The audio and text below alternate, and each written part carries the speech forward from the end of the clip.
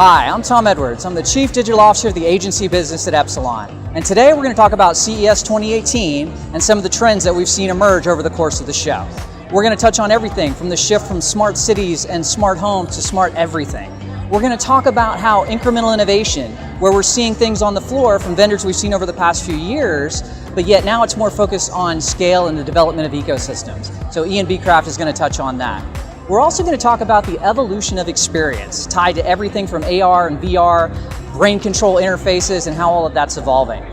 Computer vision has also made an appearance here on the show, and we'll touch on that, as well as how IoT platforms are evolving to where it's less about the platforms and more about the experiences. And finally, we've seen blockchain unveiled here at CES through the work that Kodak is doing and launching their own initial coin offering. So it's been a great show.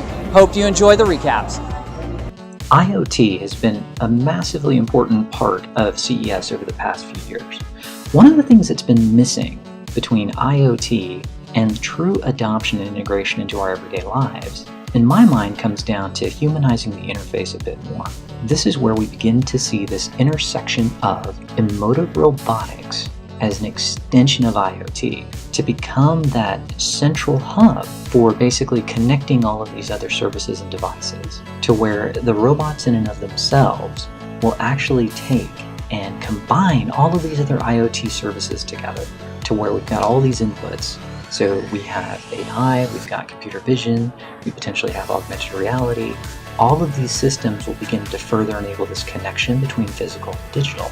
So at the heart of it, we've seen a number of emotive robots on the show floor this year. We've seen Buddy, which took home one of the Innovation Awards. And what you're seeing here also now is Jibo.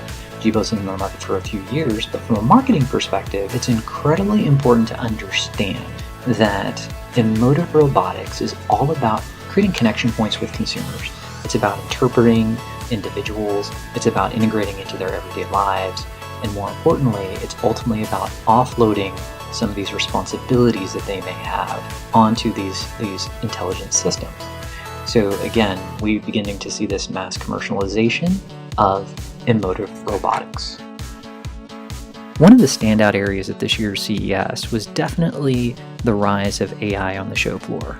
And there were multiple flavors of artificial intelligence. There were facets of machine learning, deep learning, a focus on new hardware for better, faster processing and image processing. But one of the areas that stood out to me was definitely computer vision. Computer vision is essentially when you're able to take, acquire, process, analyze, and extract high-dimensional data from the real world. And it's really designed to produce decisions. And this actually ties into one of the best concepts we saw on the floor, which was from a group called AI Poly. AI Poly is using facial recognition, they're using computer vision to analyze individuals to redefine the retail experience.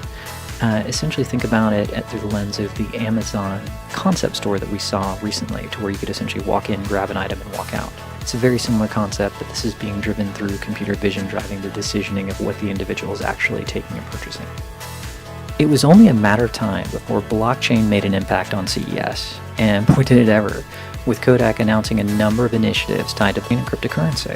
Blockchain is basically a network of systems that have a shared history of transactions. Think about it almost as a distributed ledger. What Kodak actually did is Kodak wanted to align this vision of image rights management with blockchain and all of the benefits that come with this. So they're creating Kodak One, which is going to be this distributed ledger system that's going to be supported by their initial coin offering of Kodak Coin. Kodak Coin is essentially going to become the core currency for basically driving permissions of usage of photos, and eventually it's going to extend to hardware.